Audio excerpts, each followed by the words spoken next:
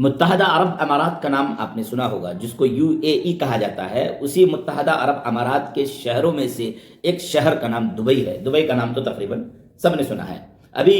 Dubai کے شیخ تشریف لائے تھے انڈیا، اور یہاں پر معاہدہ کر کے گئے ہیں۔ اس معاہدے کے پیچھے کون سی طاقت کار فرما ہے، کون محرک ہے، محرک اولی کون ہے، کس نے ان کو بھیجا تھا؟ دیکھیے، یہ بیچارے جو عرب ممالک ہیں، اللہ ان کی حفاظت کرے، ان تمام ممالک میں جو متحدہ عرب امارات ہے، یہ سب سے زیادہ اسرائیل کا قریبی دوست ہے۔ اسرائیل کے ساتھ اس کے معاہدات ہیں۔ سب سے پہلے تو امریکہ نے ان پر دباؤ ڈالا، اور یہ دباؤ میں آئے، اور آنا ہی پڑے گا چونکہ یہ تجارت کر رہے ہیں۔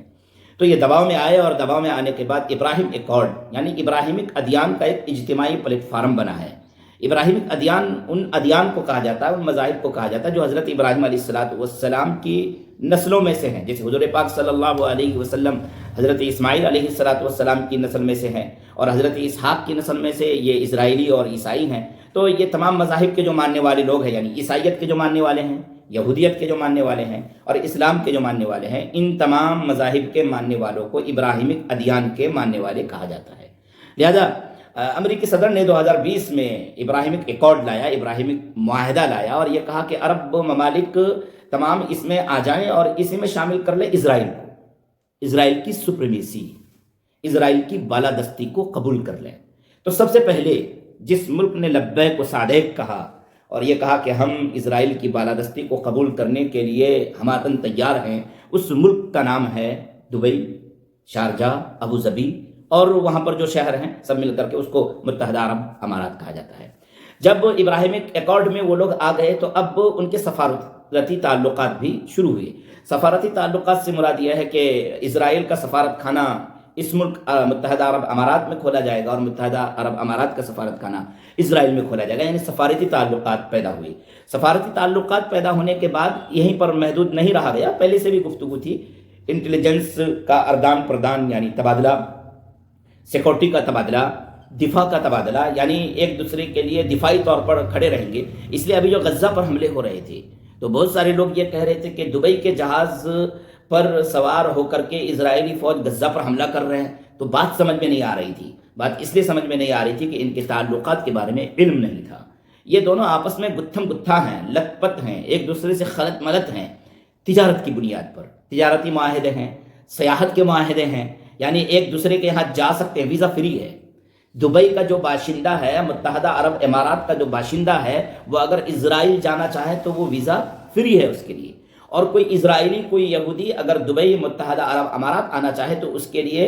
یہ جو ویزا ہے وہ فری ہے، فری میں آ جا سکتے ہیں۔ تو یہ جو تمام معاہدات ان دونوں ملکوں میں ہوئے ہیں وہ ابراہیمک ایکارڈ میں شامل ہونے کے بعد سے ہوئے ہیں۔ تو دبئی کے اور اسرائیل کے جو تعلقات ہیں وہ انتہائی گہرے ہیں، تجارتی ہیں، دفاعی ہیں، اور انٹیلیجنس کی بنیاد پر ہیں، اور سیکورٹی کی بنیاد پر ہے۔ سنا یہ گیا ہے، میرے پاس بہت زیادہ اس موضوع پر تحقیقی مواد موجود نہیں ہیں، کہ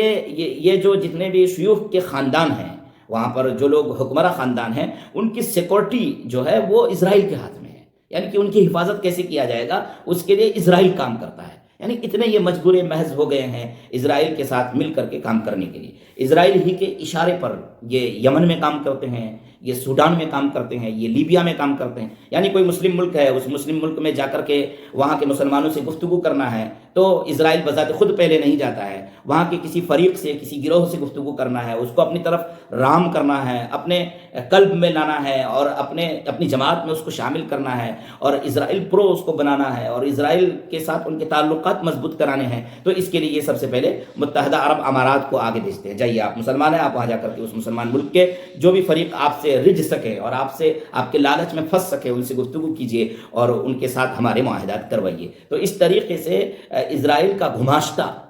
اور اسرائیل کے لیے کام کرنے والا عرب ممالک میں سب سے آگے جو ملک ابھی ہے اس کا نام متحدہ عرب امارات ہے۔ اتنے گہرے ان کے تعلقات ہیں۔ ابھی وہ انڈیا تشریف لائے ہوئے تھے، تو کیوں آئے؟ اصل میں امریکہ ایران پر حملہ کرنا چاہتا ہے اور ایران کو ہر اعتبار سے بند کر دینا چاہتا ہے، بندشیں لاد دینا چاہتا ہے۔ تو انڈیا کے بہت اچھے اور گہرے تعلقات ایران سے تھے۔ اب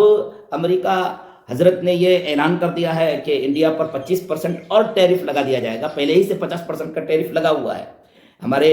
جناب مودی صاحب یہ تو فرما رہے تھے کہ میرے بڑے گہرے دوست ہیں ٹرمپ صاحب، لیکن ان کی دوستی اور ان کی دوستی کی جو کھلی اڑائی گئی ہے، اس موضوع پر مستقل گفتگو کرنے کی ضرورت ہے کہ مودی کی ودیش نیتی کس طرح فیل ہوئی ہے اور ٹرمپ نے ان کو کتنا ذلیل کیا ہے اور پریشان کیا ہے اور ان کے لوگوں کو پریشان کیا ہے۔ اس موضوع پر مستقل گفتگو کرنے کی ضرورت ہے، انشاءاللہ دوسرے موقع سے اس موضوع پر بھی گفتگو کی جائے گی۔ تو چاہ بہار پورٹ وہاں پر انہوں نے بنایا تھا، تقریباً 4,500 کروڑ روپے انڈیا نے وہاں لگائے ہیں، تو وہ پورٹ بند ہونے جا رہا ہے اور اس پورٹ کو بند کرنا پڑے گا، تو ان کو وہاں پر کوئی متبادل جگہ چاہیے تھا، تو وہ متبادل جگہ متحدہ عرب امارات ہو سکتے ہیں، اس لیے وہ یہاں تشریف لائے ہوئے تھے اور ان کے ساتھ یعنی انڈیا کے متحدہ عرب امارات کے ساتھ معاہدے ہوئے ہیں، اور یہ معاہدے بھی ہوئے ہیں اسرائیل کے کہنے پہ اور امریکہ کے کہنے پہ، یعنی انڈیا جو ہے اسرائیل اور امریکہ کا جو کلب بنا ہوا ہے، اس کی جو جماعت بنی ہوئی ہے، اس کا جو گروہ بنا ہوا ہے، اس میں شامل ہونے کے لیے ہر طرح کی پریشانیوں کے باوجود کہ اس میں ہماری شمولیت صحیح طریقے سے ہو جائے بےقرار ہے۔ تو یہ وہ حقیقتیں ہیں جو میرے ذہن و دماغ میں گزر رہی تھی، میں نے سوچا کہ ان باتوں کو آپ حضرات کے سامنے بھی رکھ دیا جائے کہ دبئی کی کیا محبت انڈیا کے ساتھ ہو گئی ہے، متحدہ عرب امارات کی کیا محبتیں انڈیا کے ساتھ پیدا ہو گئی ہے کہ یہاں آ کر کے معاہدہ کر رہے ہیں، اور ٹھیک اسی طریقے سے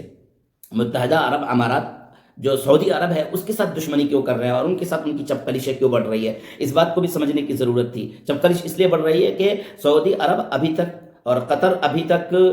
اور اسی طریقے سے کویت ابھی تک ابراہیم ایکارڈ میں شامل نہیں ہوا ہے، اسرائیل کو قبول نہیں کیا ہے، اسرائیل کیا جا کر کے انہوں نے سفارت خانے نہیں کھولے ہیں، لیکن متحدہ عرب امارات نے سفارت خانہ کھول دیا ہے۔ تو ان سب کے مقابلے میں امریکہ کا سب سے بڑا الائے اور امریکہ کا سب سے بڑا قابل اعتماد دوست اس گلف ممالک میں، اگر مسلم ممالک میں سب سے زیادہ کوئی ہے تو وہ یہ دبئی ہے اور متحدہ عرب امارات جس کو ہم کہتے ہیں وہ ہے۔ اس بات کو سمجھنے کی ضرورت ہے۔ اللہ ہمیں ان باتوں کو بھی صحیح طریقے سے سمجھ کر اور صحیح راہ عمل تیار کرنے کی یا اس موضوع پر غور و فکر کرنے کی توفیق اور ہمت نصیب فرمائے۔ السلام علیکم ورحمۃ اللہ۔